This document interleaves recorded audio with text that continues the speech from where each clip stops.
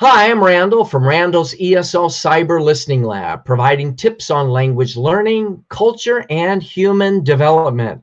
And today we have, I think, a very important episode dealing with the qualities of effective teaching.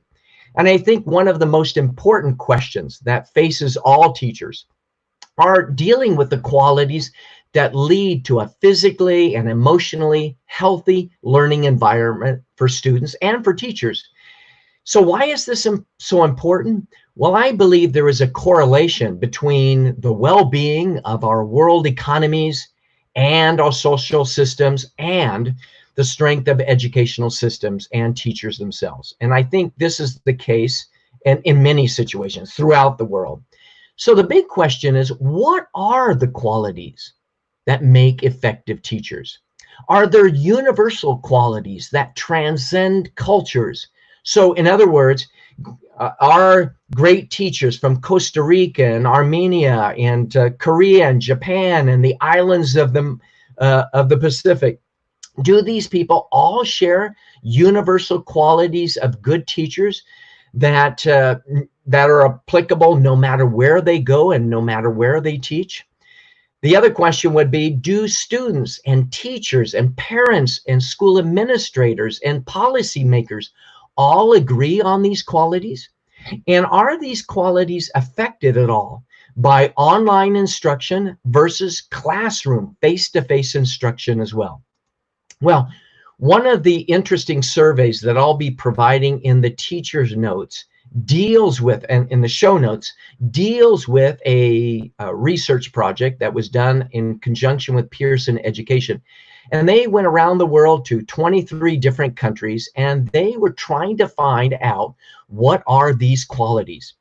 And we hope today in today's program to share some of the examples from our own lives and how we've grown and become more aware of our own teaching over time. And we're also going to talk about the qualities that might affect teachers, whether they're doing face-to-face instruction or they are doing online instruction. In other words, do the qualities of teachers change depending on the situation that you find yourself? Well, also in today, what we're going to be doing is we are going to welcome, I'll be interviewing Maysa Adnan, a high school teacher in the UAE, the United Arab Emirates, on this important topic. And again, we hope to share some specific examples from our lives in this area. So I'd like to go ahead and welcome our guest today, Yes, thank you. Maysa Adnan. So welcome. Thanks for joining us today. Yes, thank you, Randall. I'm so happy to be with you today. Thank you. Thank you very much. Great. So let's go ahead, Maysa, and begin by just doing a little bit of a personal profile of yourself.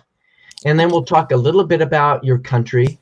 And then we're going to go on to the topic. So could you just tell us a little bit about yourself? Okay, I am an English teacher. I have a degree from Damascus University in Syria. I have a degree in the English literature, and I have also a diploma in journalism and short story writing from the International Correspondence schools in America. I have been working as a teacher in the UAE since 2003 and until now. I like my job a lot and I like my students a lot.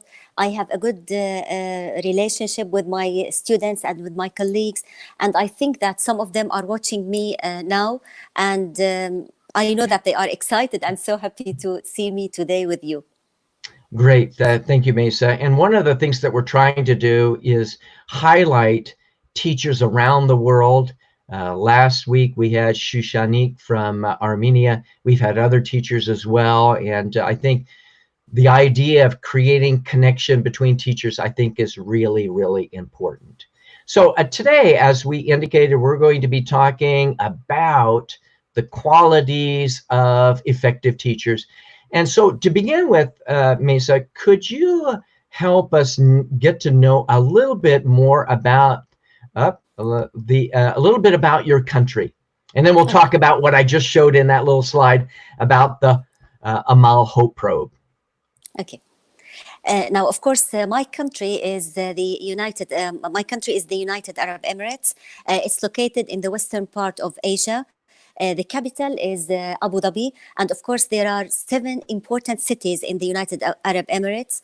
The city or the country is considered as a multicultural community because there are lots of nationalities living in the United Arab Emirates, and they are living together peacefully. The people in the UAE are very friendly, and the nature and the we can say the climate of the United Arab Emirates is somehow difficult in summer because it's too hot and humid. So for people who are interested in visiting my country, I advise them to visit it starting from maybe at the end of November till the end of April, because the weather will be very beautiful and nice. And in summer, as I said, it's very hot. There are a lot of beautiful things in the UAE to visit.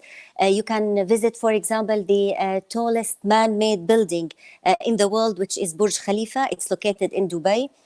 Dubai has a beautiful, and all the cities in the United Arab Emirates have a very beautiful architecture. So for those who are interested in taking photos and who are interested in architectural designs, I think it's a good chance for them to come and visit the country, because they will be very pleased with the beautiful scenes of the architecture.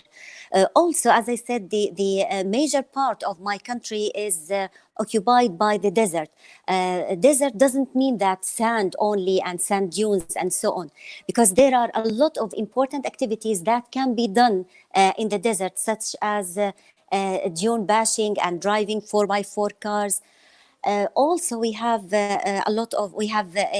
we have seas in the United Arab Emirates, because, as you know, all the cities are located on a coastal area in the Arabian Gulf. Also, as you can see in these photos that you are showing now, the road that you can see, or the street that you can see, is one of the most beautiful streets in the United Arab Emirates, in Dubai, to be more specific.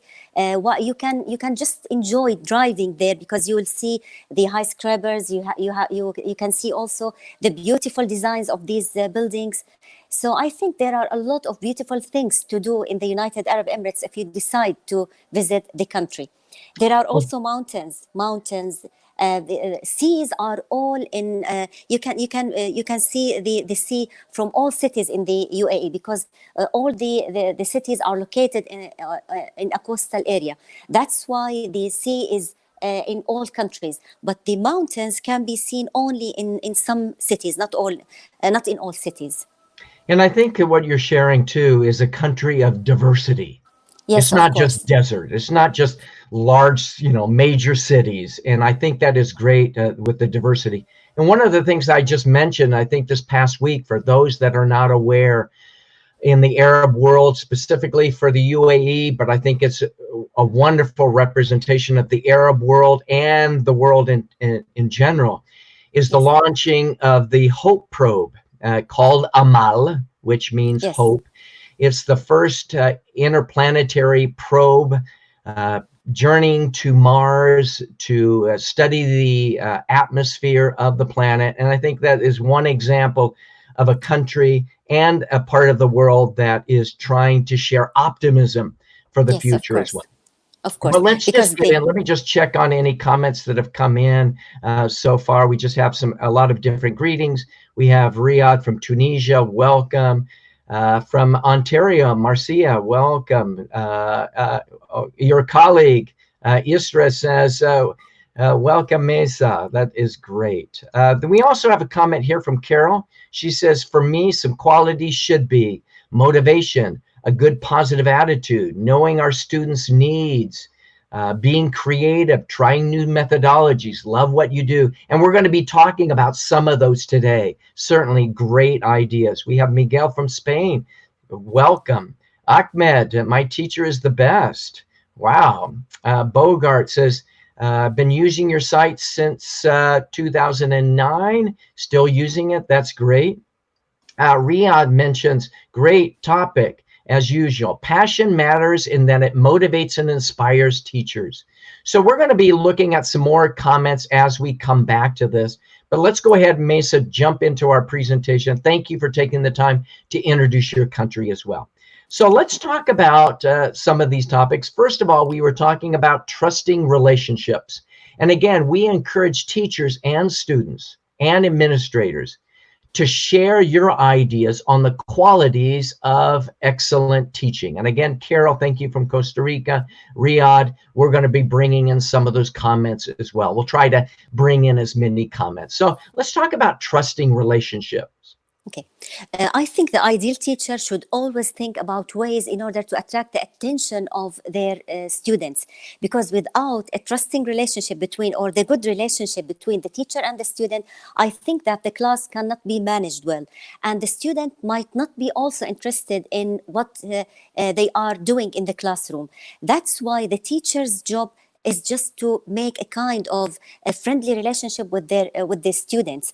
For example, exactly on the very first day of teaching, the student, the teacher has to know the mentality and the way of thinking of the students. Once the teacher is able to know how the students are thinking and how they are behaving, she can manage everything related to the friendly relationship with them. As I said, building a good relationship with the students might help the teacher in her classroom a lot, because if the students are feeling a kind of, let me say, relaxed and comfortable with their teacher, they can produce more and they can study more and they can give more in their achievement in the class and in their tasks. So I think it's very important. I think those are really important. And there's always a balance between, again, as teachers, as students share their concerns, their fears, and so forth, that they know that they can count on us to maintain that respect, to maintain privacy at times, because they might be sharing their challenges, their struggles. At times I have students in my class who are saying, I'm feeling really inadequate because of what is happening in the classroom. But please don't tell any of the other students. Don't tell any of the other teachers. I'm struggling right now. And yes, so building course. that trusting relationship, I think, is extremely important. Yes, of course, of course. And also my students have a good relationship with me. They sometimes send me their some messages. They sometimes tell me about their secrets, and they ask me for a piece of advice. And of course, without this trust and without this friendly relationship, they might not tell me anything. So that's why it's very important for the teacher to be a friend with her students, because it will help them a lot, and it will help them also in achieving more in their tasks and in their school also. And certainly we could talk more about, for example, and I know the rules of privacy, confidentiality could be different from place to place around the world, but balancing the needs of parents to know how their students are doing and the privacy of the individual student is a careful balance that has to be weighed and considered as well. Well, this kind of leads into the next point about being a patient, caring, and kind personality. And as I mentioned at the beginning of the episode, I talked about a study by Pearson Education that went around the world to 23 different countries, and trusting relationship and patient, caring, and kind personality. Those were the things that were rated the highest, not just by students, but by teachers and policymakers and so forth. So what does this mean to be patient, caring, and kind? And let's look at some examples from our own lives, and then we're going to look at some comments coming in. Okay. Now, I think every teacher has to be patient with her students, because not all students are the same level. Especially when you are teaching, you will notice that some students can understand from the very first example. Some students need more explanation. So that's why teachers should be patient. And as I said at the beginning, the teacher should know all the levels of her, all the different levels of her students, so that she can manage that while she is explaining. And the point of caring and kind teacher means that she has to know from their eyes whether they understand the point or not, whether they are interested in the topic that she is discussing or not. Sometimes I change the whole plan if I notice that my students are not interested. For example, I might decide to teach them, for example, writing. And I noticed that they are tired today. They might not be interested in writing or discussing something related to writing. That's why the teacher should know very well, and she should be patient with her students, and she should know that they are not interested. If they are not interested, they are not going to write well, and they are not going to produce anything. That's why the teacher should be patient in order to understand the needs of the students. And she has also to be kind. She doesn't have, or teachers in general should never be strict. I hate behaving in a strict way with my students. And I think being friendly and kind might help students to achieve more in the classroom. And I And think this could also, lead in, yeah, I think this leads into creating a safe environment. And I would be interested in hearing from you and from teachers around the world about how to create a safe environment that deals with safety in many ways: religious, gender equality, sexual orientation, ethnic, disability, and so forth. Because I know there are many times where people and students don't feel safe because of bullying. yes, And of course. I think there are times where, teachers might say, and I remember my son, when he was in junior high school, his teacher often felt, well, you're just lazy. And my son he had high functioning autism. And so his processing speed was a little bit slower. He needed more time to be able to take tests, to do assignments, but the teacher didn't recognize that. So I think it's easy to say, we need to be kind, we need to be loving, but really, how do we get to that point, I think, is a real challenge. Yes, of Let's course. let's take a look at some comment. Oh, yeah, Maysa, did you have a comment on that? Okay, now I want just to comment on the creating a safe environment in the classroom. Yeah, Shall please I do. speak or okay? So creating a safe environment in the classroom is very important, and every teacher should do this. She has to know and she has to observe all the students. I have a student in a couple of years ago. I have a student. I noticed that this student was not we can say she wasn't participating in the class. I thought that she was somehow shy. But the problem wasn't that shyness. She has a difficulty, or she had a difficulty in understanding. She wasn't behaving like she wasn't. We can say she wasn't getting what I teach in the same way as her friends in the classroom were doing. She has difficulty in learning. So I have to help her, or I had to prepare special plans for her. Because if she felt that she wasn't like her student, like her friends, she might not accept to come to school. So that's why creating a safe environment for students is very important. Every teacher should notice any change or anything that is unusual in her students, and she has to work hard in order to overcome such problems. She has to inform the social worker about any difficulty that a student might face.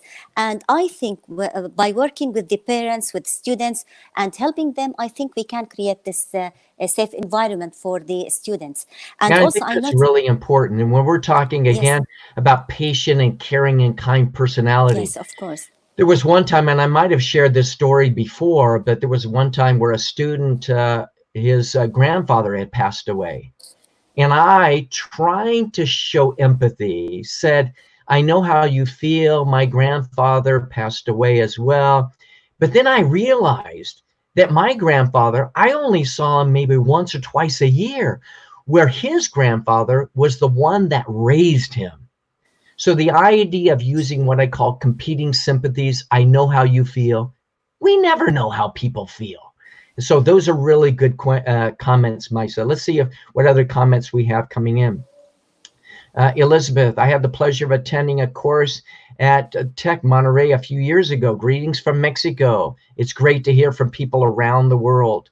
Isra says, love, kindness, caring, passion, motivation. And again, one of the hardest things for me is, let me adjust my screen, is showing. How do you emulate? How do you really show love? Because I think there's one way of saying, yeah, I really love and I'm really caring to my students. but our actions really need to speak louder than our words, and which I think is really important. Another comment says, I'm really thankful of your kindness. You're a really top-notch teacher. In fact, one of the best I've had a chance to learn from. Well, the nice thing is we have the opportunity today to meet many teachers, including Maysa today, who is sharing her experiences with us today. So we talked a little bit about caring personality. Again, I'm Randall from Randall's ESO Cyber Listening Lab with Maysa Adnan from the UAE teaching there. And we're talking about the topic of the top qualities of language teachers. We talked about trusting relationships. We've also talked about creating safe environment. And again, the idea of creating a safe environment when students have different religious traditions, or men and women, boys and girls, different sexual orientation. Any other comments that you might have about this idea of creating a safe environment, Maysa? Okay. As I said, the community in the United Arab Emirates is a multicultural community. So it's very natural to find more than one nationality in my classroom. At least I have 5 nationalities in my classroom, and I might have people belonging to different religions. You know that the main religion in the United Arab Emirates is Islam. So you might have other religions.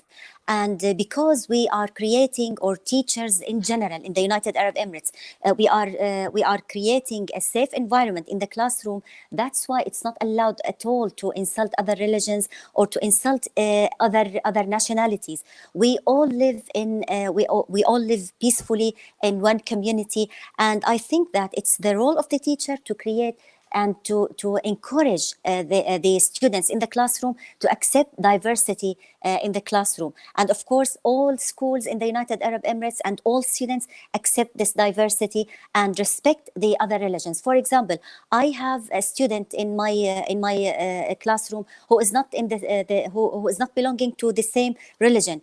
During her celebration of her religious occasions, I always encourage my students to greet her and to celebrate with her and to make her feel that she is in her she is exactly like us. So that's why she was really happy. And every now and then I send her cards and send her greetings, and sometimes I ask her to celebrate her own religious occasions, even though when we have exams. I ask her, or I tell her that today I want you to celebrate your religious occasion, and I want you to enjoy, for example, the Easter or Christmas, and I don't want you to study for the exam. It's fine if we delay your exam till another time when you are free. So of course I took permission from the administration to do that, and it can bring a lot of happiness to the students in this way. So this It sounds like you're casting a net of inclusion so that everyone feels a part of what you're doing. Yes, of course. And all my students accept this diversity, as I said. Yeah, I think there are a lot of people. For example, where I work at the University of Utah. In our building, we have a room set aside for a prayer room. So for any of the students who are Muslim who want to go and pray, they have a dedicated room. And certainly I think that's extremely important. Let's see what other comments that we might have coming in on this topic. We have Riyadh says, to create a safe environment, the teacher should get a clear idea about his students and what they're like and what they like and don't. To do that, teachers should conduct a survey at the beginning of the school year.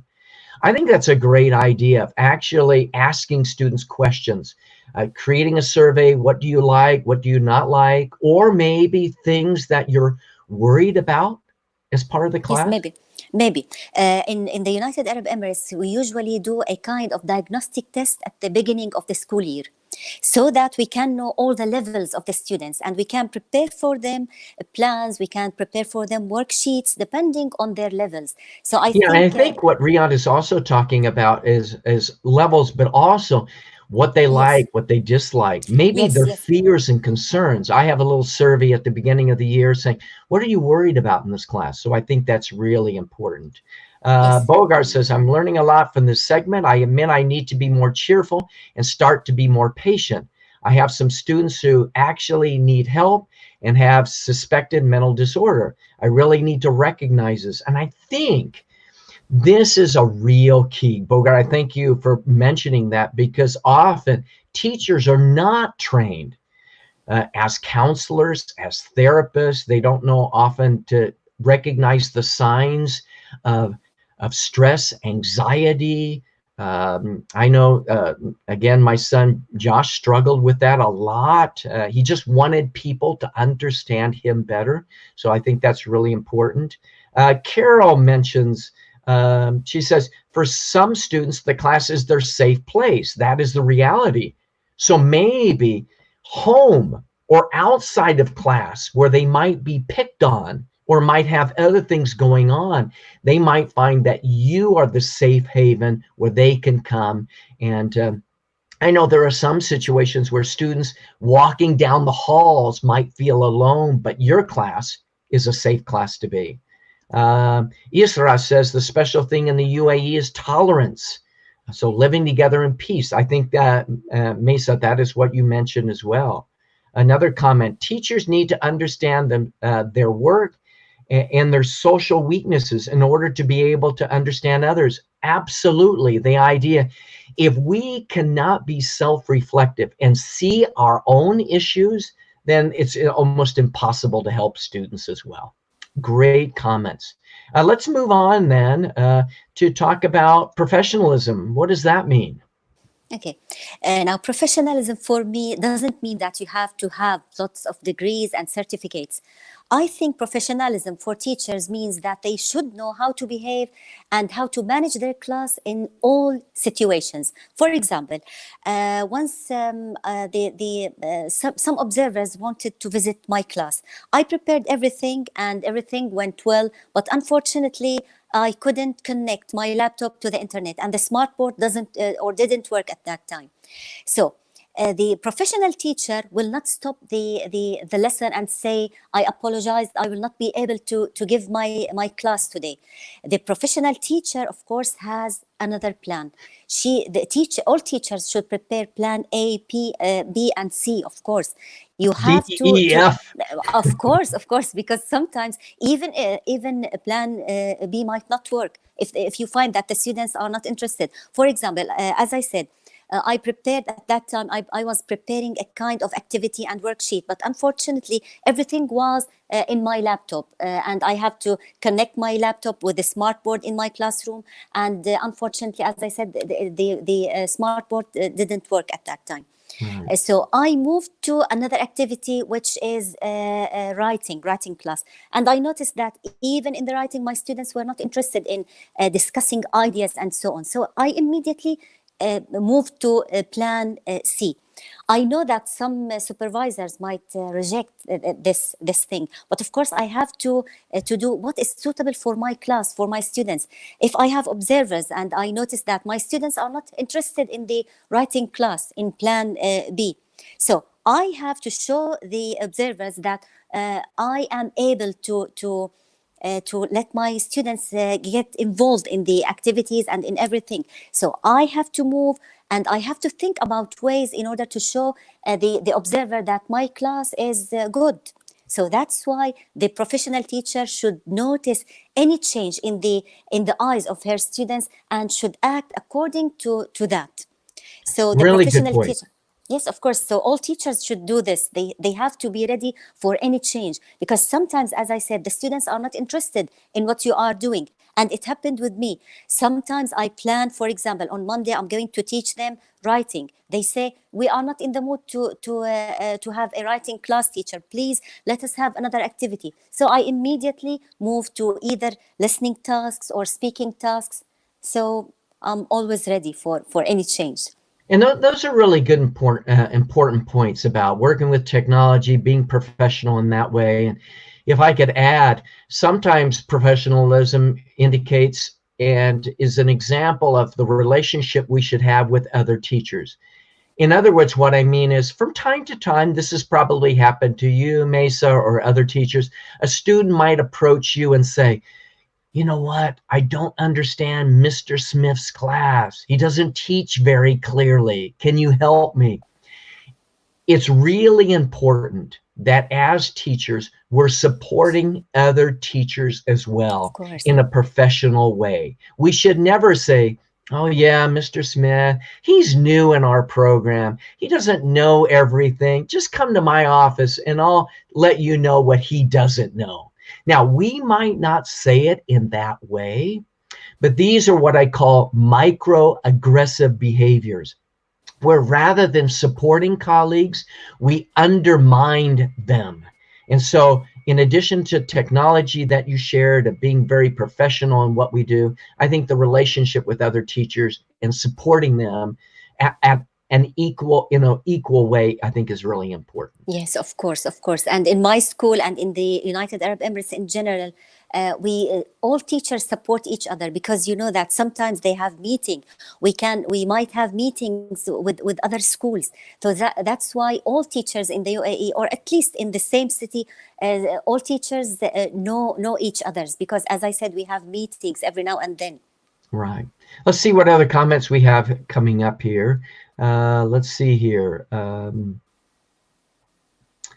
Carol mentions, you show love when you put yourself in your students' shoes with a creative environment. And I would say putting yourself in their shoes and then walking in their shoes for 5 kilometers. So absolutely, those are really good.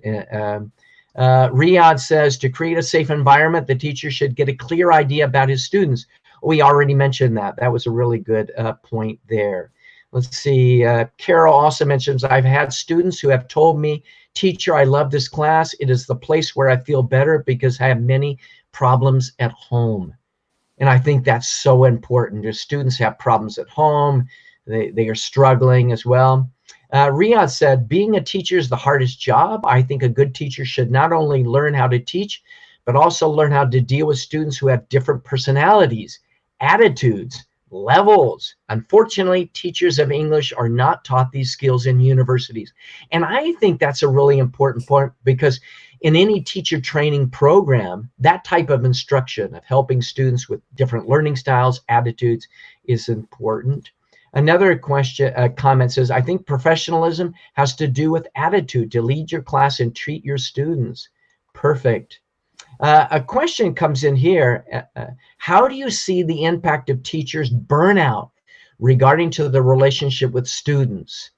In other words, I think maybe this question could be, sometimes students, Carol just mentioned about, students sharing their problems, and maybe the teacher feels overwhelmed with the number of problems that a student might be sharing. And this is where, and I don't know if you have, Maysa, dedicated counselor within your school that can handle that. In other words, when I have students that say, I have these problems at home, or I have this going on, when I realize their problem is beyond my pay grade, beyond what I can answer, I try to refer them to resources where I just can't do it myself. It could happen. It could happen last one sometimes. is, we teachers have been in the same position at one point. That's why we should help one another. And I think that's really good, that whether you've been teaching 5 years or 25 years or 1 year, we're all in the same boat. Great comment. Well, let's go on to classroom management. How do we do that? And how is that a part of being an effective teacher? Okay. Now, classroom management is very important, and I think that the professional teacher should know well how to manage her class. There are different ways for managing your class. For example, you have to understand the mentality of your students. You have also to notice that you have different levels, you have different nationalities, you might have different nationalities. So managing your class is the first thing, or understanding the background of your student is very important in order to be able to manage your class. And what is acceptable in one culture might not be acceptable in another culture. For example, shouting aloud or speaking without taking permission from the teacher might be accepted in one country and might not be accepted in another country. That's why it's very important for the teacher from the very beginning to set out her own rules, to set out her class rules. So once your students are familiar with your rules, I think everything will be easy for you to manage your class. Well, let me ask you with that in mind, and I know that we've talked a little bit about this. How many students do you typically have in your high school classroom there in your school? Okay. Now, in the United Arab Emirates, usually classes are not allowed to be more than 25 students. So, okay, so in my 25 classes, students. yes, Okay, but so those of you out there that are teachers, not in private schools, but in public schools. And again, what we're trying to do, Maysa, as we both know, trying to cast the widest net of talking about classroom management in many situations. You talked about rules. I would like to hear from other participants today. How many students do you have in your class, or what would be typical? 25, 30, 40, 50, 60? And how do you go about managing students in really large classes? You just mentioned, Maysa, about classroom rules. I think that's really good. What are the expectations? One of the challenges I have is I might have in my class a student from Japan, a student from Korea, a student from Costa Rica, a student from the UAE, a student from Saudi Arabia, all in the same class. And I know each one is going to respond differently when I ask for a question. Some students will, raise their hand and answer questions. What do you do when you have, let's say, Ahmed or Sophia, who is always answering the question and no one else has an opportunity because they seem to kind of answer everything? How do you balance and give opportunities to everyone? Now, of course, the teacher has to find balance between students, and she has to be fair and equal with all students. She has, or all teachers should give similar chances and opportunities to students. So if a student asks for more than one time, I have to ask her without embarrassing her and tell her that you asked more than one time. Let's give a chance to your friends. So if you have any questions, you can either ask me later, or you can come to me during the break, or you can send me messages. So I think the teacher can find this balance between students. So it's not always for the high achievers chance to ask always questions and ignore the rest of the class. No, this is not, this is not good. Good point. And I know what I've done over the years when I have especially a diversity of students in my class who come from different learning environments. Some will participate more than others. I have poker chips, and I write their names on poker chips that they could be cards, they could be popsicle sticks, whatever. And then I write their names on them. And so when I'm asking questions, I flip over a poker chip, say, oh, we have Hiro from Japan. Would you like to answer the question? And once they answer the question, then they have to wait until the next turn. But also one of the things that I manage, and I think probably many teachers do this, if I select a student, let's say it's Abdulaziz, and I flip over a poker chip, I want him to answer a question, but he's not ready. I allow students to say, pass, because sometimes there's a lot of tension in answering questions. Let's bring in some more comments here. Thank you, Maysa, for sharing some comments. Let's see what else we have here. Let's see here. We have, we read that comment. Here we have in the question, Neshmi, 25 to 30 students. Please let me know what country that is from. Also, Carol says, essential part for class management is to establish rules. That's what you mentioned, Maysa. Really good. Thank you. Isra says, accepting the differences between students is very important. Yeah, you should never say, everyone is different. And you should never say, I don't know if this has happened to you, Maysa. You have a student, oh, your brother, he was a really great student. What happened to you? Or something like it, because everyone is different. In Colombia, Laurita says, in Colombia, you have between 35 and 40 students. It's almost impossible to teach effectively in those conditions. Great. Isra says, she says here, when students love their teachers, they will follow the rules. Great idea. Bogart says here, he says, any tips for online teachers who deal with students who are pressured by parents in their online classes? Some of my students are quite stressed by parents when studying online. I feel that I need to act as a counselor for the students. That would be really hard. That's not the focus of everything we're talking about today, but certainly the different environment. And I think we're talking about showing empathy in that class. Let's kind of engaging students is the first step. A great idea. Riyadh says, I have the opportunity to teach students coming from different countries. Those lessons were the best. I look forward to exchanging knowledge and so forth. Okay, we have Costa Rica. That was 25 to 30 students. Let's see here. Ahmed says, Ahmed, amazing and everything, Ms Misa. Another comment, we're grateful for all these comments that are coming in. In Mexico, public schools have up to 50 students in a class. We have to set turns where everyone gets a turn to participate, depending on the levels, maybe having a game and so forth. Another comment comes in with Carol. When you have more than 2 groups, you should never compare them. Absolutely not comparing students is important. Well, Maysa, we have a lot of comments coming, and that's great. And we're coming toward the end of our presentation, but I'd like to share a last couple of comments. What about the qualities of teachers that are teaching face-to-face and the qualities of teachers doing classes online? Do you see any differences? Do we find that we have to emphasize one thing over the other? Yes, I think I found great differences between or great changes in my students while I was teaching online in the previous 3 months. Some of my students in the real classes were very shy and they refused to participate a lot and they refused even to speak in front of the class. But in the online classes, they were very, very active. And I told them and I gave them a lot of encouragement and certificates to encourage them that they did very well. So notice that the change was very clear in between the online classes and face-to-face classes. As I said, some students were very encouraged during the online classes. As I said, they participated more. They were able to express themselves in a more effective way.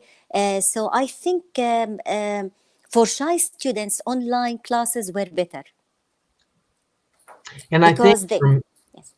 I think for me too, in doing the transition to online, being very clear, because online for many students is a new environment, it's a new arena, it's a new jungle.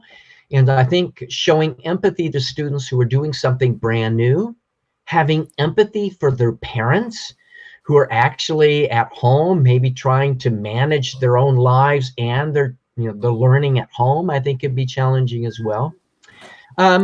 As we close here, Maysa, I know that we certainly could talk a lot about knowing the subject matter. We need to know the material. If you're a grammar teacher, you need to know the grammar well. And I know that some people have been talking about knowing our learners. And Maysa, you've kind of throughout the episode today have talked about understanding your students, understanding the levels, understanding their backgrounds, I think is really, really important.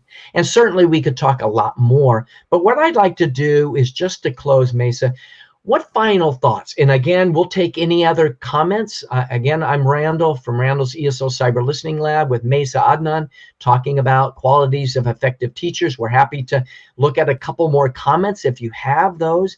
But Maysa, what are your final thoughts that you could share with us about effective teaching?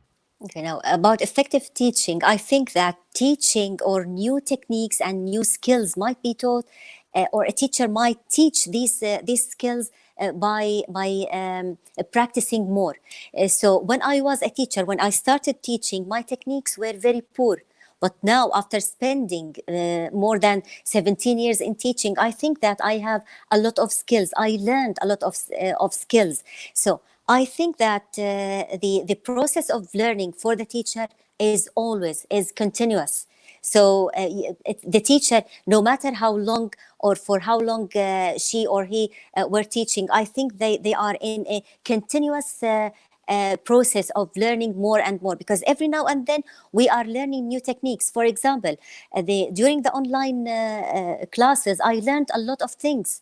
And I think that without the coronavirus and without the COVID-19, I would never think of learning these things. So I think the process of learning new techniques and new skills is always continuous for the teacher. As long as you are teaching, you are going to learn more and more. And I think that understanding that we're constantly evolving and growing, and Yes, that's yes, of what you're course. emphasizing and sharing. Yes, Let's of look at the course. last couple of comments that we might have. Isra says the students are more familiar with internet applications. That's why they are active in distance learning. I think that often students feel comfortable that, and I think we should, going back to the idea of professionalism, being supportive of teachers who are new to technology. Carol says, definitely it's not the same teaching online and teaching face-to-face. She says she misses her classes. Here is someone that you know, I think. She's the best teacher. Is this someone you know? I can't see the name. Can you read the I think name? that's your daughter. Oh, Sham. I think yes, she's my Yeah, daughter. Yes. oh, that's great. All right, praising you as a great teacher. Let's look at a couple more comments. Online classes in Costa Rica are difficult because students have their cameras off because they are minors. So there might be some type of policy that they have to have it off by default.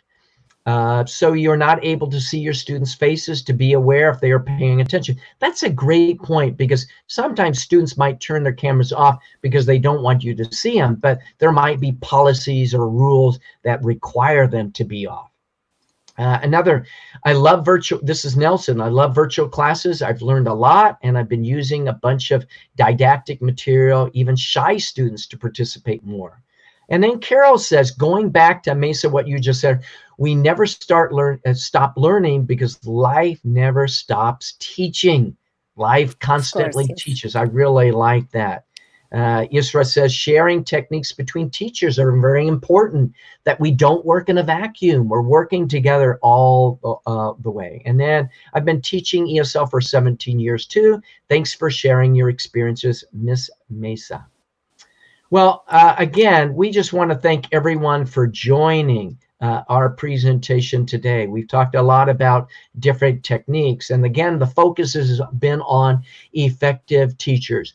And again, Maysa, we want to thank you for sharing your comments, your experiences, especially in UAE, and for also for your life and for the ideas that you have with effective teaching. So thank you very much. Yes, thank you, thank you. Thanks a lot, Randall. Thank you very much. I was really very, very happy in this interview. Thank you.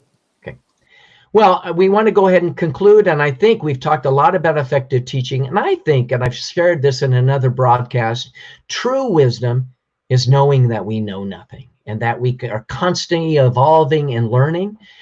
Feel free to share any comments after this broadcast, and also later in August, I hope to do an episode on hybrid teaching.